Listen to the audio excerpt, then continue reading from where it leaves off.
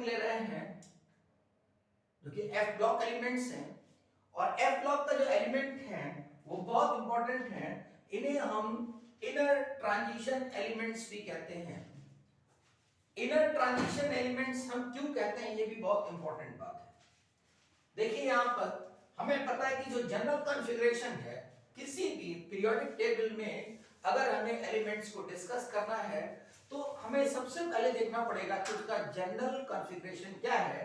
तो general configuration क्या होता है, ns2 n-2 f1 to 14 n-1 d1 to 10 और np6, ये जनरल कॉन्फ़िगरेशन है। अब जनरल कॉन्फ़िगरेशन की बात करते हैं तो उसमें जब एफ ब्लॉक एलिमेंट शुरू होते हैं तो एफ ब्लॉक एलिमेंट्स कहां से शुरू होते हैं, सिक्स्थ पीरियड से।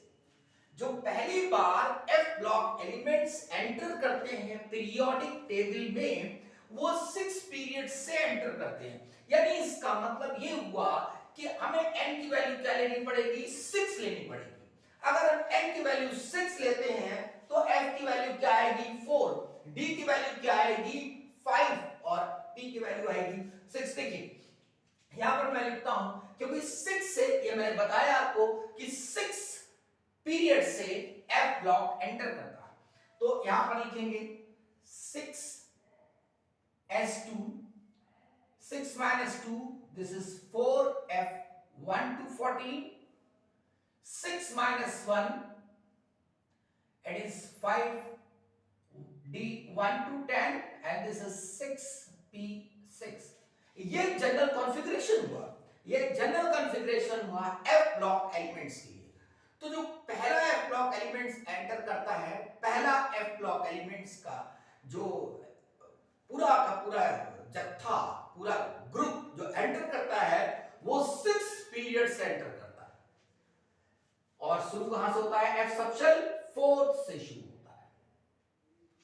खैर, तो अब यहां पर हम बात कर रहे हैं, देखिए अब यहां पर इसको इनर ट्रांजिशन एलिमेंट्स क्यों कहते हैं, inner transition element, inner transition element क्यों कहते हैं, दिस इज इनर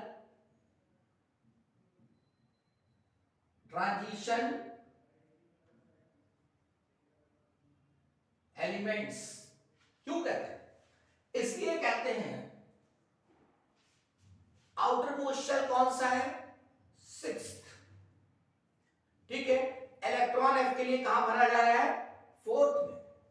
इसका मतलब यह हुआ कि 6 में इलेक्ट्रॉन 2 हैं, उसके बाद ये 6 हुआ, ये 5 हुआ और ये 4f है, 4f।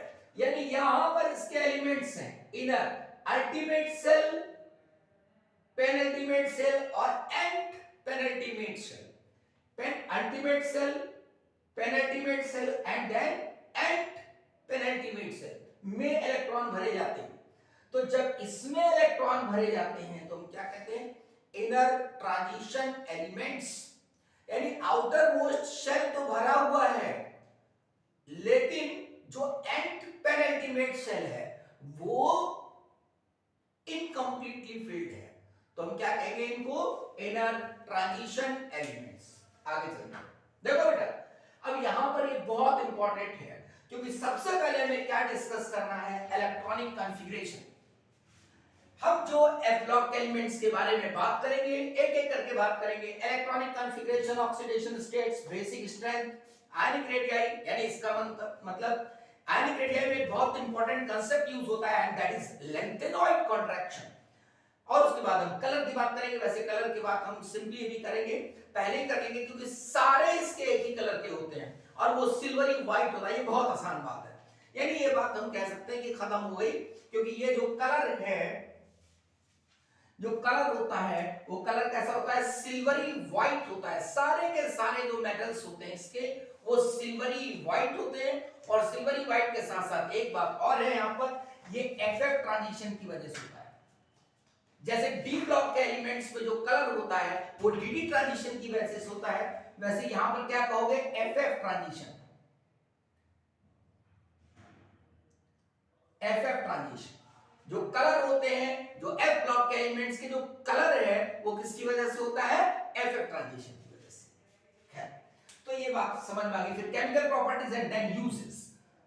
हाँ चलिए बात करते हैं इलेक्ट्रॉनिक कॉन्फ़िगरेशन की। तो सबसे पहले हम मुखातिब हो जाए, सबसे पहले हम आपको इंट्रोड्यूस कराते हैं एफ ब्लॉक एलिमेंट्स को, जिन्हें याद करना थोड़ा मुश्किल है क्योंकि नाम बड़े बेतुके हैं। एफ ब्लॉक के एलिमेंट से हम आपको रूबरू करा दें, हम आपको उन्हें इंट्रोड्यूस करा दें, उनका परिचय करा दूं मैं आपसे। देखिए जो एफ ब्लॉक एलिमेंट्स है, एफ ब्लॉक एलिमेंट्स में शुरू कहां से हो रहा है? सीरियम से शुरू हो रहा है। कहां तक हम लोग जा रहे हैं? ल्यूटेशियम तक जा रहे हैं। ल्यूटेशियम यहां पर ये लैंथेनम कहा गया है लैंथेनॉइड्स के लिए, क्योंकि ये लैंथेनम के बाद होते हैं तो जनरली इसको क्या कहा जाता है? लैंथेनॉइड्स।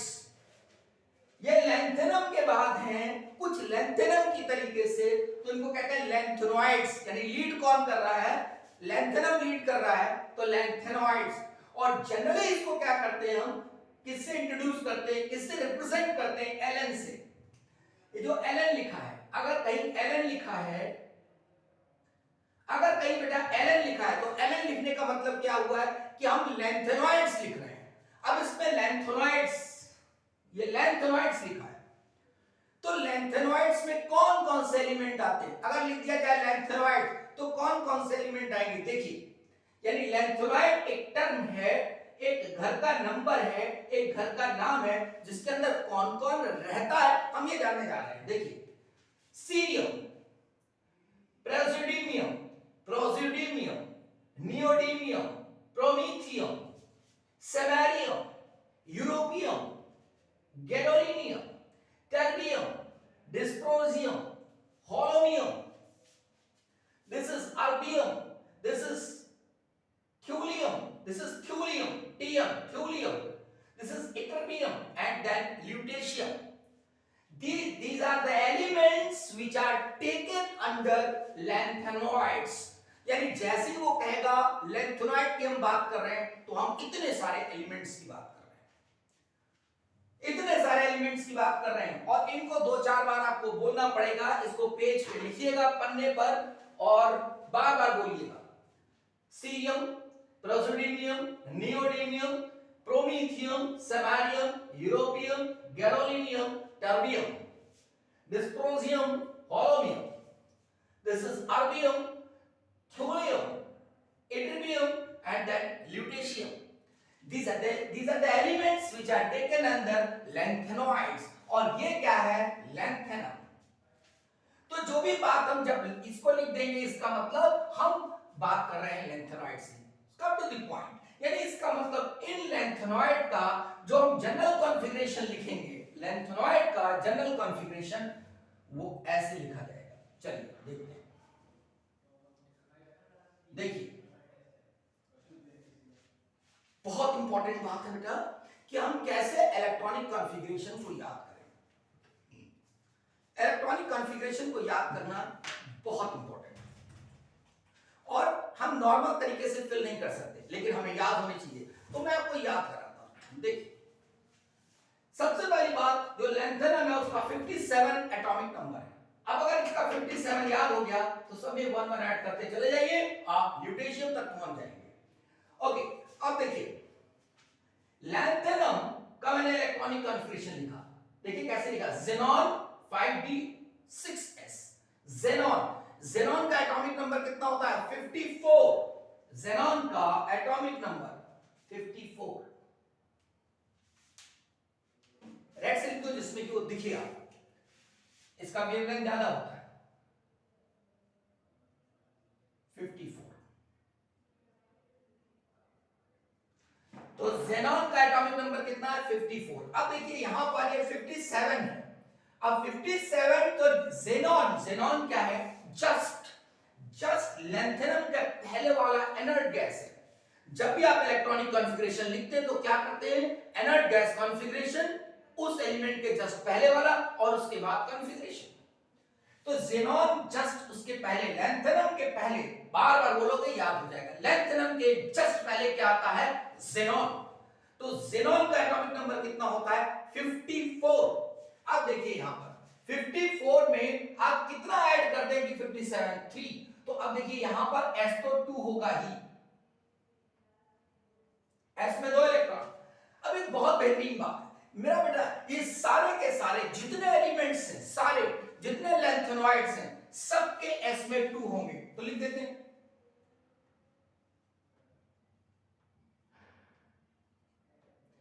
सारे जितने भी लेंथेनॉइड्स हैं उनके इलेक्ट्रॉनिक कॉन्फ़िगरेशन में s में कितना इलेक्ट्रॉन है? 2। सब लिख दो। क्या परेशानी है? खत्म हो गई बात। लो भाई खत्म हो गई, यानी s में 2 इलेक्ट्रॉन फिल हो गए हमारे। अब यहां पर देखिए, यहां पर अगर मैं बात करूं लेंथेनम की तो हमें पता चल गया d में कितना होगा? 1।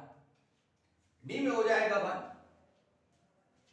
तो क्यों? क्योंकि 54 में 3 ऐड कर दो 57 हो जाएगा, तो s में 2 हो गया, तो मानी बात है भाई d में 1 होगा। अब यहां पे एक बड़ी खास बात है, d में इलेक्ट्रॉन्स पूरी तरह भरे नहीं है, और यही पर इंपॉर्टेंट है। क्यों? होता क्या है, शेल्स की एनर्जी में बहुत गड़बड़ है।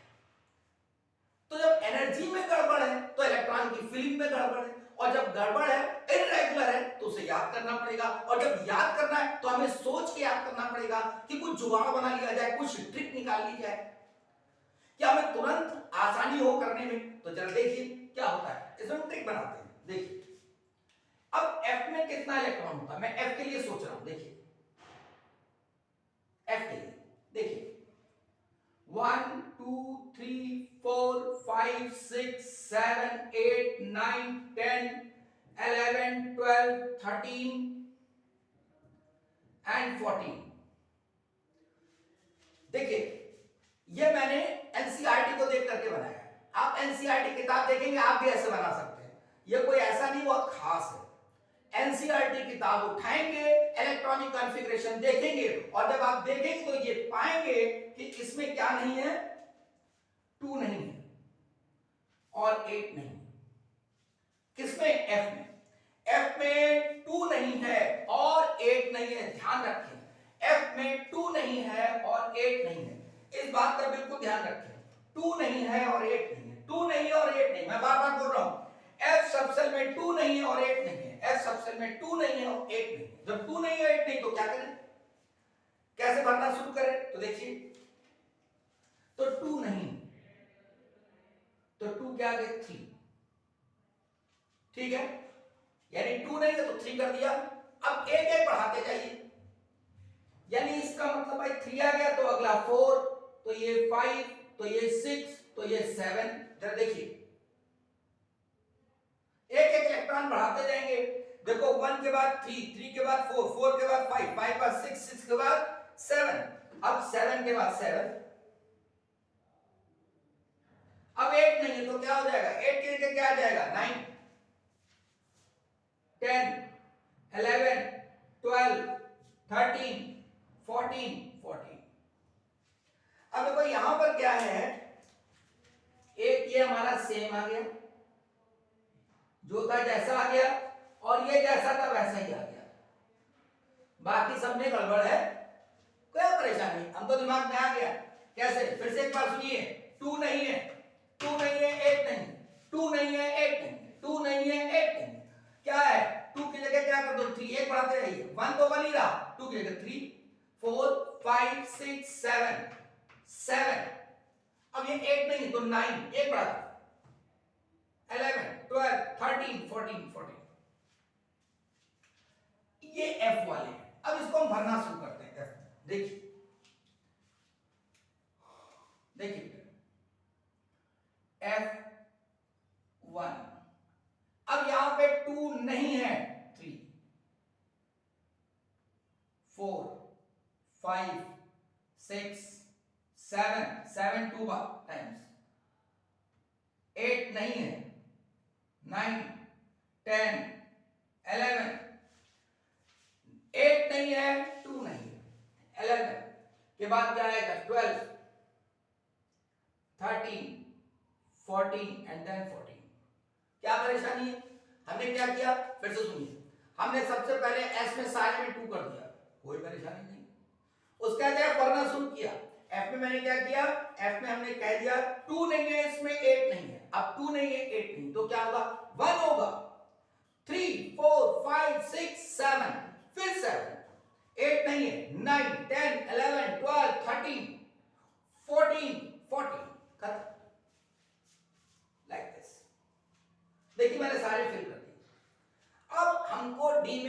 परेशानी नहीं होगी। देखिए कैसे, यहां पर देखिए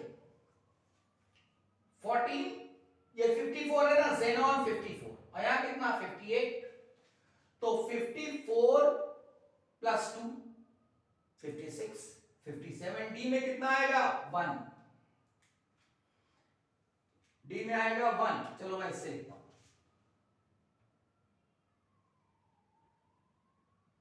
1 इंपॉर्टेंट, डी में आया 1। अब देखिए यहां पर 54, 56, 53, 56 और 3 59, यानी डी में 0। फिर समझ लीजिए बात को, सुनिए, यहां 59 एटॉमिक नंबर है, जो प्रेजोडीनियम है, प्रेजोडीनियम का एटॉमिक नंबर कितना, प्रेजोडीनियम का एटॉमिक नंबर 59, ज़ेनॉन 54, 54 प्लस 3 कितना हुआ 57 प्लस 2 59, पूरा हो गया, तो डी में 0। ऐसे ही अब देखो ये सब 0 आता जाएगा, सब 0 आता जाएगा, यहां पे सावधान हो जाओ। 64, अब देखिए 54 और 7 कितना हो जाएगा, 54 और 7 61 हो गया, 61 और 2 63, यानी यहां पे 1 लिखना पड़ेगा, 1 लिखना पड़ेगा। तो गैडोलीनियम में D1 आया, ठीक है, यहां पर सीरियम में 1 आया और गैडोलीनियम में 1 आया।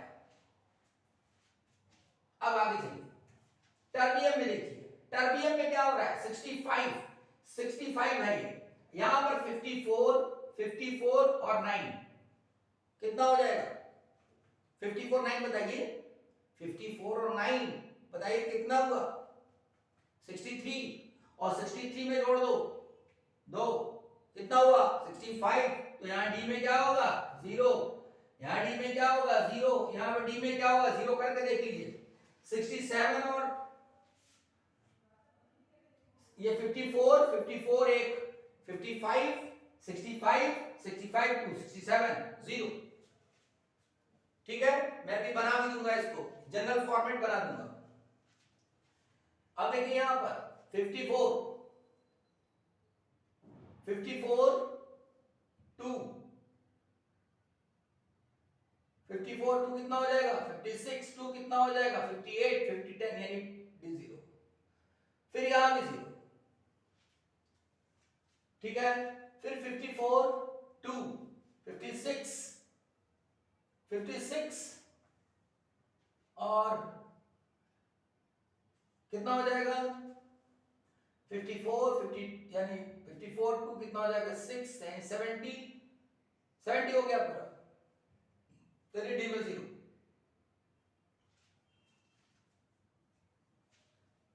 अब यहां पर देखिए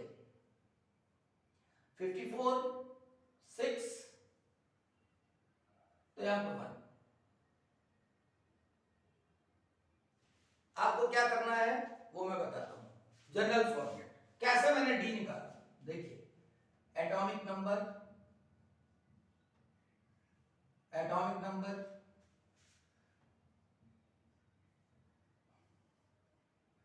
54 प्लस एफ के इलेक्ट्रॉन, डी पे x, एच पे 2, तो हमारे x निकालेंगे। देखिए सपोज करिए मैं इसका निकाल रहा हूं गैडोलीनियम का, सपोज करिए कि गैडोलीनियम का निकाल रहा हूं, तो गैडोलीनियम का कितना है 64 एटॉमिक नंबर, तो 54 लिखूंगा मैं, हमें पता है F में कितना आ गया 7, F का इलेक्ट्रॉन, इसका लिख दिया X, और ये S में तो 2 होंगे ही इलेक्ट्रॉन, तो 64 54 प्लस 7 यानी 7 और 9 इसको ऐड कर देते हैं, तो ये हो जाएगा 63 प्लस x, तो x बराबर कितना आ जाएगा, x बराबर आ गया 1, यानी d में कितना होगा 1 आ गया। इस तरीके से हम निकाल लेंगे, इस तरीके से हम d के इलेक्ट्रॉन निकाल लेंगे। तो ये मैंने आपको बताया इलेक्ट्रॉनिक कॉन्फ़िगरेशन कैसे लिख सकते हैं, ये इलेक्ट्रॉनिक कॉन्फ़िगरेशन। अब देखिए इलेक्ट्रॉनिक कॉन्फ़िगरेशन आपको लिखना आ गया तो आप दिमाग में रख लीजिए कि कौन कौन सा ऐसा एलिमेंट है जिसमें डी में इलेक्ट्रॉन है। देखिए डी में किसमें किसमें इलेक्ट्रॉन है, cerium, this is cerium, cerium में डी में एक इलेक्ट्रॉन। चलते जाइए कि नहीं नहीं नहीं नहीं है, ये रहा गैडोलिनियम, गैडोलिनियम में आया एक इलेक्ट्रॉन, फिर चलना शुरू कर दिए 0 0 0 0, ये देखिए ये देखिए ये आ गया, दिस इज, यहां पैसे कर देते हैं ल्यूटेशियम, ल्यूटेशियम में। यानी इसका मतलब अगर आपसे कोई पूछे कि इलेक्ट्रॉनिक कॉन्फ़िगरेशन के हिसाब से एफ ब्लॉक एलिमेंट्स में कितने एलिमेंट्स हैं जिसमें डी में एक इलेक्ट्रॉन है, 3 एलिमेंट है, कौन कौन सा है, बार बार बोलोगे याद हो जाएगा, सीरियम, चलते गए गैडोलिनियम, चलते गए ल्यूटेशियम, 1 2 3, ये 3 हमारे पास एलिमेंट हैं जिसके डी में एक इलेक्ट्रॉन। यानी इसका मतलब ये हुआ कि लैंथेनॉइड्स में 3 एलिमेंट्स ऐसे हैं जिनके पास डी में एक इलेक्ट्रॉन है। अब मेरा बेटा जब ये बात समझ में आ रही है, हमें दिखाई दे रहा है एस में 2 इलेक्ट्रॉन हैं, तो अगर ऑक्सीडेशन स्टेट की बात करें, इलेक्ट्रॉनिक कॉन्फ़िगरेशन हो गया, समझ में आ गया, इलेक्ट्रॉनिक कॉन्फ़िगरेशन पूरा हो गया। मैंने आपको बता दिया इनर ट्रांजिशन एलिमेंट्स क्यों कहते हैं, हमने आपको बता दिया इलेक्ट्रॉनिक कॉन्फ़िगरेशन कैसे आता है, क्या मुश्किल, ठीक है। अब इलेक्ट्रॉनिक कॉन्फ़िगरेशन की हेल्प से हम क्या क्या कर सकते हैं ये देखिए। सबसे पहली बात क्या कर सकते हैं, सबसे पहली बात क्या कर सकते हैं, सबसे पहली बात ये कर सकते हैं कि ऑक्सीडेशन स्टेट्स को देखिए। ऑक्सीडेशन स्टेट इसमें क्या क्या हो सकती है, +2 हो सकती है, +3 हो सकती है, +4 हो सकती है। कैसे कैसे हम इनकी बात कर रहे हैं, मेनली ये होती है, ये रेयरली, देखिए बेटा एस में आपको 2 इलेक्ट्रॉन दिखाई दे रहे हैं, एस में 2 इलेक्ट्रॉन, इसका मतलब जब आप हीट करोगे तो आउटर मोस्ट शेल से 2 इलेक्ट्रॉन निकल जाएंगे, +2 ऑक्सीडेशन स्टेट। अब जैसे बात करें लैंथेनम की, तो लैंथेनम हमको बता रहा है कि +3 होगा। अब लैंथेनम +3, क्योंकि जैसे ही यहां पे लैंथेनम से बेटा आप 2 इलेक्ट्रॉन इससे निकाल दोगे, एक डी से निकाल दोगे, स्टेबल कॉन्फ़िगरेशन आ गया, और स्टेबल कॉन्फ़िगरेशन आ गया तो इसका मतलब लैंथेनम हमारा कैसा शो करेगा, +3 ऑक्सीडेशन स्टेट। अब ये +3 शो करेगा तो ये इसका एक तरीके से कैप्टन है लैंथेनॉइड्स, ठीक है ना। तो लैंथेनम में यानी ये सारे के सारे जनरली हमें +3 मिलेंगे, जनरली सब में ये 2 इलेक्ट्रॉन यहां से निकलेगा, डी में अगर 1 है तो निकलेगा, और अगर नहीं तो 1 इलेक्ट्रॉन एफ से भी निकल जाएगा, ठीक है। तो यहां पर जनरली हमें क्या मिलेगा, सब में +3 मिलेगा, जनरली क्या मिलेगा, सब में +3 मिलेगा। ये हमारा जनरल हो गया, दिस इज +3, +2 +3 +4, +3 हमारा जनरली मिलेगा। अब देखिए बहुत बढ़िया, यहीं से निकलना शुरू होगा। सबसे पहले कुछ सवाल आता है किसमें किस किस में +4 हो सकता है, किसमें +2 किसमें +3 हो सकता है। तो अब मैंने यहां पर लिख दिया है, और इलेक्ट्रॉनिक कॉन्फ़िगरेशन से भी आप देख सकते हो, यहां पर बेटा लैंथेनम में हमने +3 लिखा, वेल नोन है, और बाकी सब में +3 होगा ही, ये वेल नोन है। अब बात होती है सीरियम। सीरियम में देखिए ये 2 इलेक्ट्रॉन, ये 1 इलेक्ट्रॉन, ये 1 इलेक्ट्रॉन, अगर सारे इलेक्ट्रॉन निकाल दिए जाएं तो +4 होगा। तो इसका मतलब सीरियम एक ऐसा एलिमेंट है जिसमें +4 भी होता है। जैसे ही आप यहां से सारे इलेक्ट्रॉन निकाल दोगे तो कॉन्फ़िगरेशन कैसा होगा, स्टेबल होगा, सब में 0 हो जाएगा, तो क्या हो जाएगा, ज़ेनॉन को अचीव कर लेगा। तो बता देता हूं जरा, देखिए मैं सीरियम के बारे में बात कर रहा हूं, सीरियम +4, मान लेते हैं सीरियम सल्फेट लिखा मैंने, ये सीरियम +4 सल्फेट है, ये बहुत इंपॉर्टेंट रीजेंट है, ये बहुत इंपॉर्टेंट रीजेंट है, लैब में यूज किया जाता है सीरियम सल्फेट। चलो मैं अभी यहीं पर बता देता हूं इसको कि क्यों यूज किया जाता है। Cerium sulphate is the most important lab reagent, यानी Ce+4। अब देखिए ये Ce+4, यहां पर बेटा जैसे मैं ये करूंगा कि यहां पर मैं Ce को लिखूं तो ये आएगा 4F1 5D1 एंड 6S2, ये इसका इलेक्ट्रॉनिक कॉन्फ़िगरेशन। और साथ में क्या लिखूंगा मैं, ज़ेनॉन। तो अगर मैं यहां पर लिखूं F1 4F1 5D1 और 6S2, इनके सारे इलेक्ट्रॉन निकाल दूं, ठीक है, तो ये क्या हो गया, ये ज़ेनॉन हो गया, 0 0 0। इसका मतलब ये ज़ेनॉन में कन्वर्ट हुआ, कितने इलेक्ट्रॉन निकाल करके, 4 इलेक्ट्रॉन निकाल।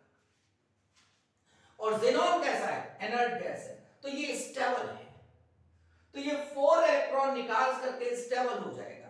तो सीरियम जो होता है वो +3 और +4 दोनों शो करता है। देखा यह जाता है कि +3 स्टेबल है, ठीक है, मैं इसको हटा रहा हूं।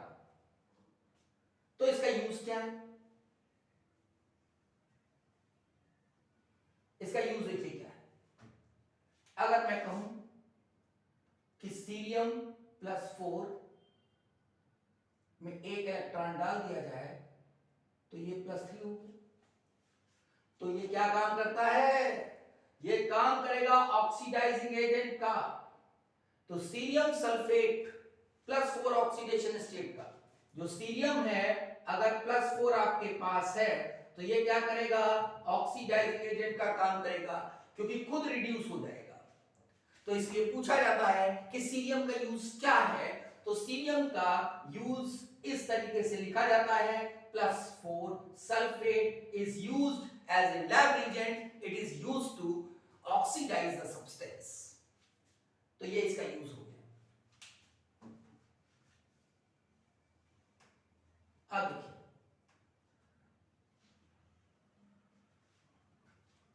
अब यहां पर +4 इसमें आ रहा है, और देखिए टर्बियम में +4 है, टर्बियम में +4 आता है, यहां से 2 निकाल दीजिए, देखिए ध्यान से देखिए, प्लस यहां से 2 निकाल दीजिए और यहां से 2 निकाल दीजिए, तो क्या आ जाएगा, देखिए अगर 2 निकालेंगे तो क्या आएगा, 4F7 5D0 6S0 +4 इलेक्ट्रॉन।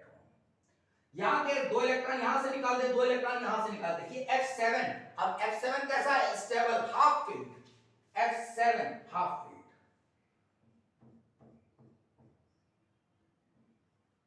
1 2 3 4 5 6 7, यानी F7 stable, F14 stable, F0 stable.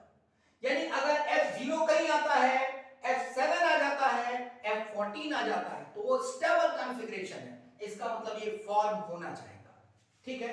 तो यहां पर देखिए टर्बियम और सीरियम, मैंने आपको बताया इन दोनों में +4 हो सकती है, बार बार बोल लो याद हो जाएगा। कौन कौन सा, सीरियम और टर्बियम, +4, तो +4 का याद हो गया। आगे चलिए, +3 सारे होते हैं, +3 सारे होंगे, ठीक है। अब यहां पर +2 के बारे में देखिए, यहां पर जैसे हम 2 इलेक्ट्रॉन निकाल देंगे, F7 स्टेबल, यानी यूरोपियम जो है +2 में स्टेबल है, यानी यहां पर हम कह सकते हैं कि यूरोपियम में +2 भी मिलेगा और यूरोपियम में +3 भी मिलेगा। अब देखिए कितना आसान है ये, जहां पर सीरियम हमारा, सीरियम कैसे काम कर रहा था, सीरियम काम कर रहा था हमारा ऑक्सीडाइजिंग एजेंट की तरह, यूरोपियम कैसे काम करेगा, देखिए +2 यूरोपियम +2 क्या बन जाएगा, +3 स्टेबल है, +3 स्टेबल है, तो ये एक इलेक्ट्रॉन लूज कर रहा है, इसका मतलब ये क्या करेगा, रिड्यूसिंग एजेंट की तरह काम करेगा, ये रिड्यूसिंग एजेंट की तरह काम करेगा। पूछा जाता है, क्या पूछा जाता है, देखिए सवाल पहला, cerium +4 sulphate is used as a oxidising agent, क्यों। दूसरा सवाल, europium +2 is used as a reducing agent. क्यों? क्योंकि जब ये चेंज होगा Ce+3 में तो ये एक इलेक्ट्रॉन लेगा यानी दूसरे को ऑक्सीडाइज करेगा, और ये जब ये चेंज होगा यूरेनियम+3 में तो ये क्या करेगा? ऑक्सीडाइज होगा, तो ये रिड्यूसिंग एजेंट की तरह काम करेगा। दोनों चीजें बहुत इंपॉर्टेंट। देखो हर एक जो तुम्हारा जो लैंथेनोइड्स हैं वो +3 ऑक्सीडेशन स्टेट में जाना चाहते हैं, लैंथेनोइड्स +3 ऑक्सीडेशन स्टेट में जाना चाहते हैं, ठीक है? तो इसलिए ऐसा करते हैं, यानी +4 से सीरियम +4 से +3 में जाना चाहेगा, कैसे काम करेगा? Oxidising agent. यूरोपियम जो है +2 से +3 में जाना चाहेगा तो कैसे काम करेगा? रिड्यूसिंग एजेंट की तरह।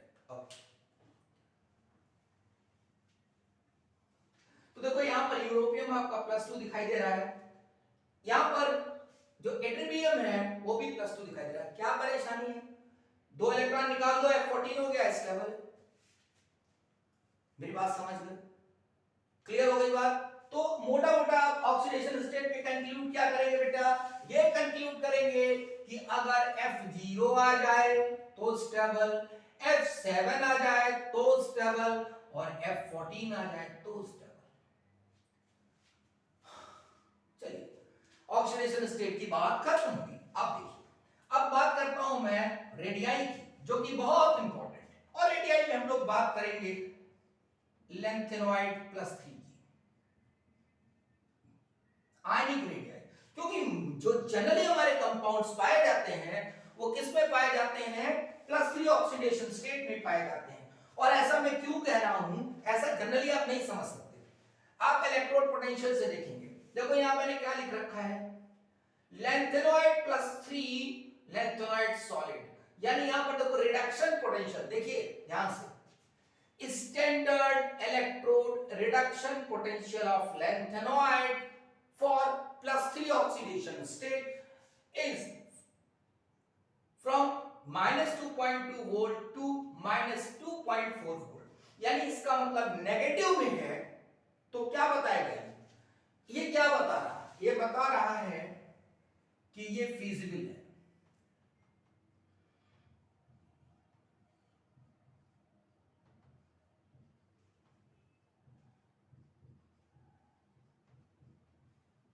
ये फीजिबल है, यानी इसका पॉजिटिव में आएगा electrode potential 2.2 volt to +2.4 volt, ये इसका पॉजिटिव आएगा, यानी इसका मतलब ये अपने आप +3 में कन्वर्ट होना चाहेगा, यानी ये लैंथेनोइड्स +3 ऑक्सीडेशन स्टेट में रहना चाहेंगे। अच्छा, तो अब यहां पर क्या हो रहा है, अगर हम +3 की बात करें तो जैसे जैसे एटॉमिक नंबर बढ़ेगा, आयनिक रेडियाई घटेगा। एटॉमिक नंबर बढ़ रहा है, आयनिक रेडियाई घट रहा है, कुछ ऐसा आता है ऑलमोस्ट। लेकिन ऐसा क्यों आता है? क्यों ये एक रेगुलर, ऑलमोस्ट रेगुलर इसका जो डिक्रीमेंट हो रहा है, आयनिक रेडियस कम होता चला जा रहा है, यानी इसका मतलब ये हुआ सीरियम, प्रोसीडियम, नियोडिमियम, प्रोमीथियम से लेकर के ल्यूटेशियम तक आयनिक रेडियाई डिक्रीज होता जाएगा। तो क्यों डिक्रीज होता जाएगा? यहां पर यही खास बात देखिए, एक बार मैं पहले भी डिस्कस कर चुका हूं इसको, लेकिन फिर देखिए यहां पर ये मैं बात कर रहा हूं, और लैंथेनोइड की बात कर रहा हूं, कोई एलिमेंट हमने ले लिया। अब जैसे यहां मान लीजिए सीरियम लिया, और अगर मैं सीरियम की बात करूं तो ऐसा हुआ ये इस तरह का, यहां पर ये 2 इलेक्ट्रॉन है, यानी इसका मतलब ये रहा इसमें रेडियस। अब बात करेंगे हम +3 के रेडियस के लिए, तो इसको हटा दें, +3 हटा दें, एक इलेक्ट्रॉन यहां से भी हटा दें, ये रहा 5d और ये रहा 4f। अब देखिए जैसे जैसे यहां पर इलेक्ट्रॉन बढ़ते जाएंगे तो यहां क्या होगा, यहां पर प्रोटॉन बढ़ते जाएंगे, तो प्रोटॉन बढ़ते जा रहे हैं, यहां पर इलेक्ट्रॉन बढ़ते जा रहे हैं, ठीक है। तो जब इलेक्ट्रॉन बढ़ते जाएंगे, अब यहां भी इलेक्ट्रॉन होंगे, यहां पहले से इलेक्ट्रॉन है, तो देखिए ये क्या करेगा, इसको खींचेगा, न्यूक्लियर चार्ज इन इस शेल को खींचेगा और ये इलेक्ट्रॉन क्या करेंगे, इसको रिपेल करेंगे। जितने इलेक्ट्रॉन यहां बढ़ते जाएंगे उतना रिपल्शन भी बढ़ता जाएगा और अट्रैक्शन भी। तो जो ऑलमोस्ट चेंज होगा वो एक रेगुलर ऑर्डर में डिक्रीज होता चला जाएगा। क्यों? क्योंकि F का जो शील्डिंग इफेक्ट है वो पुअर है, यानी न्यूक्लियस को वो प्रॉपर्ली शील्ड नहीं कर पाता है। तो लैंथेनाइट कॉन्ट्रैक्शन क्या हुआ, यहां पर न्यूक्लियर चार्ज बढ़ता जा रहा है, पुअर शील्डिंग इफेक्ट की वजह से न्यूक्लियर चार्ज का इफेक्ट बढ़ेगा, वो खींचेगा और ये इनर इलेक्ट्रॉन क्या करेंगे, उसे पुश करेंगे। तो जो डिक्रीमेंट होगा वो एक रेगुलर ऑर्डर में होता जाएगा। This is known as lanthanoid contraction. तो लैंथेनॉइड कॉन्ट्रैक्शन की वजह से एक रेगुलर ऑर्डर में धीरे धीरे आयनिक रेडियस कम होता जाएगा। तो क्या होगा, देखिए इसका मतलब मैं कह सकता हूं कि सीरियम से डिस्कस करता हूं या लैंथेनम कहूं, सीरियम कहूं और एलयू कहूं, +3 +3 +3, तो साइज का ये ऑर्डर होगा, ऐसे ऐसे होता जाएगा, लास्ट में ल्यूटेशियम +3 सबसे छोटा।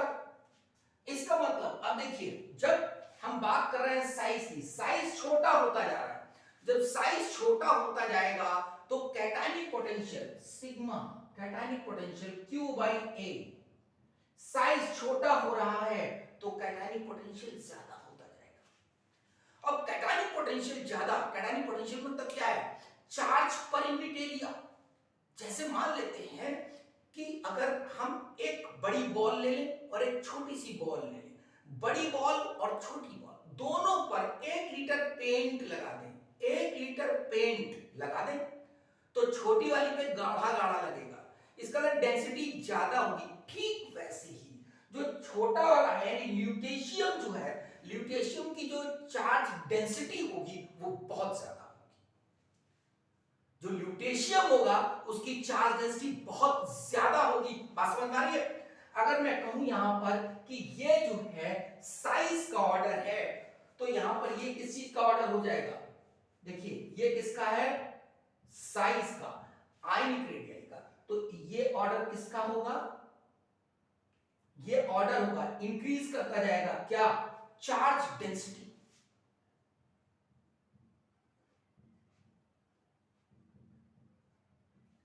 तो चार्ज डेंसिटी जो है वो बढ़ती जाएगी, यानी इसकी चार्ज डेंसिटी बहुत ज्यादा होगी। और चार्ज डेंसिटी बहुत ज्यादा है तो क्या खास बात होगी, अगर मैं कहूं कि ये OH- है, अगर इन सबको दे दिया जाए, कह दिया जाए लो भाई OH- ले लो, तो कौन तेजी से पकड़ेगा, इसका मतलब ये इधर बहुत तेजी से जाएगा और इधर कम तेजी से जाएगा, यानी इसका ल्यूटेशियम जो होगा वो OH- को बहुत तेजी से पकड़ेगा। इसका मतलब हम कह सकते हैं, अगर मैं यहां पे चाहूं आपको बताना, तो मेरा ख्याल आपको समझ में आना चाहिए कि जो ल्यूटेशियम हाइड्रोक्साइड है वो ज्यादा स्टेबल होगा, ठीक है, वो ज्यादा स्टेबल होगा, यानी इसका मतलब it will not provide OH- very easily, इसको पकड़ के रखेगा। और LaOH को थ्राइस ये कम स्टेबल होगा।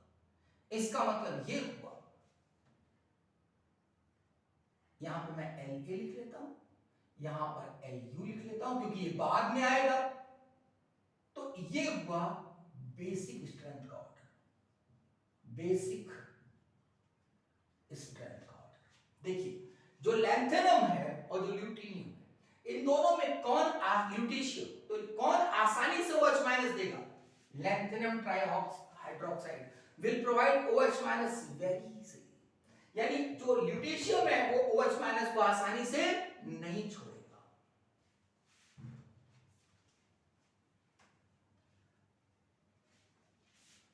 मेरी बात समझ रहे? यानी अगर मैं कहूं AlOH हो thrice La+3OH minus LuOH 3 Lu+3OH minus, तो देखिए क्या होगा, ये काम आसानी से होगा, ये आसानी से OH माइनस देगा, लेकिन ये पकड़ के रखेगा इसको OH माइनस को। This is more stable.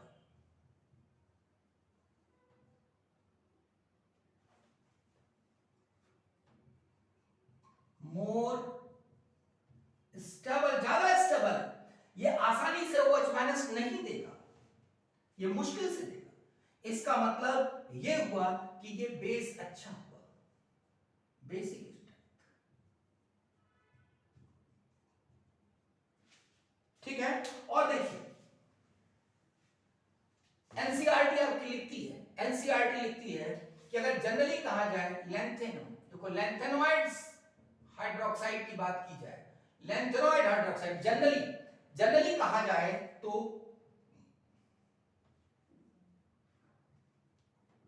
Aluminium hydroxide से ये अच्छे बेस होते हैं, लेकिन कैल्शियम हाइड्रोक्साइड से बुरे होते हैं। बहुत इंपॉर्टेंट बात है कि जो लैंथेनोइड हाइड्रोक्साइड है, लैंथेनोइड के हाइड्रोक्साइड ये जो है ये एल्युमिनियम ट्राइहाइड्रोक्साइड से अच्छे बेस होते हैं और कैल्शियम हाइड्रोक्साइड से बुरे बेस होते हैं। ये मैं नहीं कह रहा हूं, ये क्या कह रही है, एनसीईआरटी कह रही है, इसको ध्यान रख लें। और देखिए अब यहां पर जो है ये आसानी से OH माइनस देता है। अब मैं ये बात कहना चाहूंगा कि यहां पर जो लैंथेनोइड्स ये मेटल्स, अब देखिए बात बेसिक स्ट्रेंथ की हो गई, जो लैंथेनोइड्स है ये मेटल्स, लेकिन ये मेटल्स कैसे हैं, देखिए जो लैंथेनोइड्स हैं ये मेटल्स हैं, कैसे, सॉफ्ट, ये सॉफ्ट मेटल है, ये सॉफ्ट है। जैसे एल्कली मेटल है, सोडियम आसानी से कट जाता है, क्रोमियम जैसे नहीं है, हार्ड नहीं, आयरन जैसे नहीं है, हार्ड नहीं है, प्यारे से सॉफ्ट है, कट जाते हैं आसानी से। अब आप ये मत सोचिए कि ये क्रोमियम जैसे हैं या आपका स्टील जैसे हैं, नहीं, वैसे नहीं, सॉफ्ट है। लेकिन एक इंपॉर्टेंट बात है, जब कोई जो होना चाहिए उससे थोड़ा अलग होते हैं तो वो इंपॉर्टेंट हो जाते हैं। अब कौन इंपॉर्टेंट हो गया, जैसे हमने सॉफ्ट मेटल का, सारे सॉफ्ट मेटल है एक्सेप्ट सेवेरियम साहब, कहां गए, ये रहे, ये सेवेरियम साहब के अलावा सारे जो है वो सॉफ्ट है। तो सेमेरियम जो है Sm, दिस इज सेमेरियम। तो सेमेरियम के अंदर क्या है, अनपेड इलेक्ट्रॉन्स बहुत ज्यादा है, और जब अनपेड इलेक्ट्रॉन ज्यादा होते तो क्या होता है, सेमेरियम के केस में अनपेड इलेक्ट्रॉन ज्यादा होंगे, तो जैसे इस पर अगर अनपेड इलेक्ट्रॉन ज्यादा है तो इसका इलेक्ट्रॉन क्लाउड सेमेरियम के तमाम सारे जो चारों तरफ उसके एटम होंगे उनका भी पास में इलेक्ट्रॉन क्लाउड होगा। तो जब अनपेड इलेक्ट्रॉन होंगे तो वो क्या करेंगे, इलेक्ट्रॉन क्लाउड से ओवरलैप करेंगे, क्योंकि जो अनपेड इलेक्ट्रॉन होंगे वो एक दूसरे को पकड़ के रखेंगे, जो अनपेड इलेक्ट्रॉन है वो क्या करेंगे, एक दूसरे को पकड़ के रखेंगे कस के, यानी यहां पर ओवरलैपिंग बहुत टाइट होगी due to the unpaid electron. Samarium के चारों तरफ अनपेड इलेक्ट्रॉन बहुत ज्यादा, तो जब बहुत ज्यादा अनपेड इलेक्ट्रॉन, तो बगल वाले जितने एटम होंगे उनके अनपेड इलेक्ट्रॉन एक दूसरे को खींच के रखेंगे, पकड़ के रखेंगे, और जब खींच के रखेंगे तो क्या हो जाएगा, वो हार्ड हो जाएगा, इनको दूर करना मुश्किल होगा। तो क्या हुआ, सारे के सारे कैसे हैं, ऑलमोस्ट सारे सॉफ्ट हैं एक्सेप्ट सेमेरियम। सेमेरियम हार्ड होता है। तो मैंने ये बताया सॉफ्ट में, और इनका जो, तो लैंथेनोइड्स की बात कर रहा हूं मैं, सॉफ्ट मेटल्स। दूसरा ये सिल्वरी व्हाइट होते हैं, सभी सिल्वरी व्हाइट, इनका colour silvery white due to FF transition, ये कलर हो गया। अब देखिए रिएक्टिविटी की बात करें, अरे भाई जब वो कैटायनिक पोटेंशियल नेगेटिव है तो रिएक्टिव तो होंगी। ये क्या करेंगे, जो लैंथेनॉइड हैं ये ऑक्सीजन से रिएक्शन कर जाएंगे, और ऑक्सीजन से रिएक्शन कर जाएंगे तो क्या बनाएंगे, Ln2O3, ठीक है। आयनिक ऑक्सीजन ऐसे लिख देता हूं, ऑक्सीजन से रिएक्शन कर जाएंगे, ठीक। सल्फर से भी रिएक्शन कर जाएंगे, जितने नॉन मेटल है सबसे कर जाएंगे, बहुत आसान है। Ln2S3, ठीक है, इसको मैं हटा देता हूं। और भाई ये डाइल्यूट एसिड से भी रिएक्शन करेंगे तो क्या करेंगे, हाइड्रोजन गैस रिलीज करेंगे। क्या बात है, बहुत बढ़िया। डाइल्यूट एसिड से वही नेगेटिव रिडक्शन पोटेंशियल है, तो नेगेटिव रिडक्शन पोटेंशियल है तो आसानी से ये इलेक्ट्रॉन H+ को देंगे और उसको हाइड्रोजन में कन्वर्ट कर देंगे। आगे देखिए, अगर हम नाइट्रोजन से रिएक्शन कराएंगे तो क्या होगा, नाइट्राइड्स बनाएंगे। अब देखिए आगे, कार्बन से कार्बाइड बनाएंगे, कार्बाइड बनाएंगे, इन सबको रखना ही रखना। हैलोजन से भी रिएक्शन कर जाएंगे,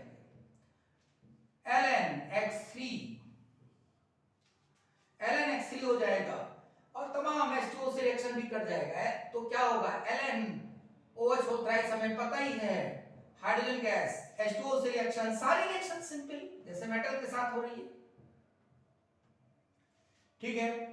कार्बन के साथ हो गई रिएक्शन, ऑक्सीजन के साथ हो गई, सल्फर के साथ हो गई, और हैलोजन के साथ हो गई, सारे जितने नॉन मेटल के साथ रिएक्शन हो जाएगी, वाटर के साथ रिएक्शन हो जाएगी, डाइल्यूट एसिड के साथ रिएक्शन हो जाएगी। अब अगर वाटर के साथ करता है तो हाइड्रोक्साइड, आपको पता है वो बनाता है ट्राई हाइड्रोक्साइड, ठीक है। तो ये सारी रिएक्शंस हो गई। चलिए मैं इसको हटाता हूं, ये जनरल बात हो गई। एक दो बात और कर लेते हैं, और वो इसकी इंपॉर्टेंट बात है। देखिए एक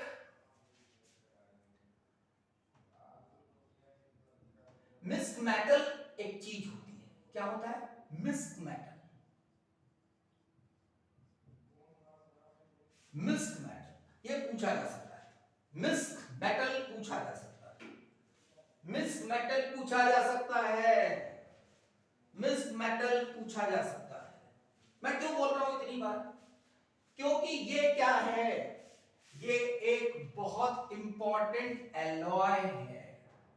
दिस इज एलॉय किसका, लैंथेनॉइड, जिसमें 95% होता है, और आयरन इसमें 5% होता है, और बाकी सल्फर, कैल्शियम, एल्युमिनियम, सल्फर है, कैल्शियम है, एल्युमिनियम है, कार्बन है, ये ट्रेसेस में होते हैं अकॉर्डिंग टू द नीड, कि हमें किस चीज की कैसे जरूरत है उस बिहाफ पर।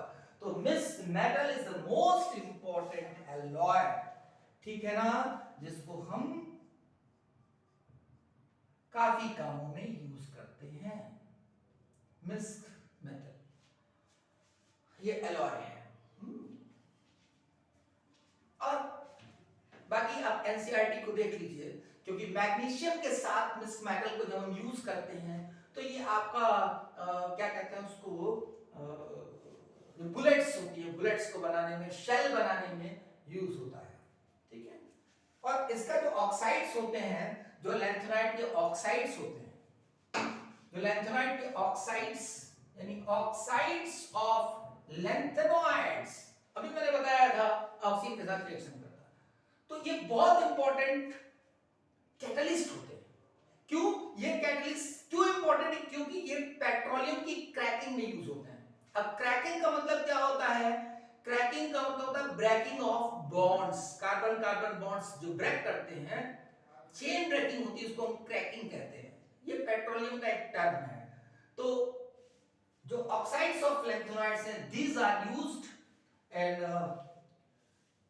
क्रैकिंग ऑफ पेट्रोल, यानी पेट्रोलियम क्रैकिंग में यूज होता है एज अ कैटलिस्ट, और ये टेलीविजन स्क्रीन में भी यूज होते हैं। तो इस तरीके से काफी मतलब की चीजें हैं इसमें आपके। और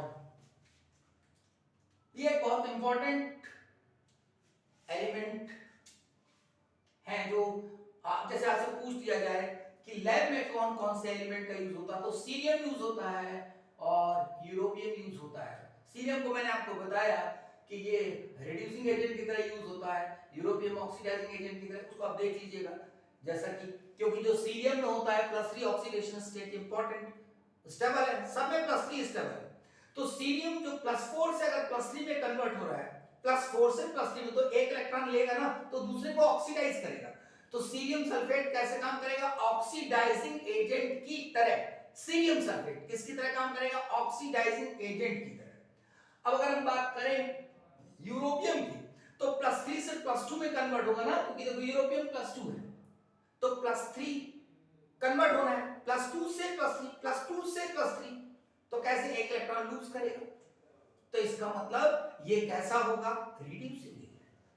तो यूरोपियम भी यूज होता है आपका और सीरियम भी यूज होता है। तो इस तरीके से हमने आपको ये बताया। और सेलेनियम एक जो हार्ड मेटल है, बाकी सारे सॉफ्ट मेटल है, सेलेनियम हार्ड मेटल है, ये सारी बातें हुई। और बेसिक स्ट्रेंथ की बात करें अगर, तो बेसिक स्ट्रेंथ में जो वीक बेस है, तो lutetium hydroxide try hydroxide LuOH thrice lutetium trihydroxide is weak base.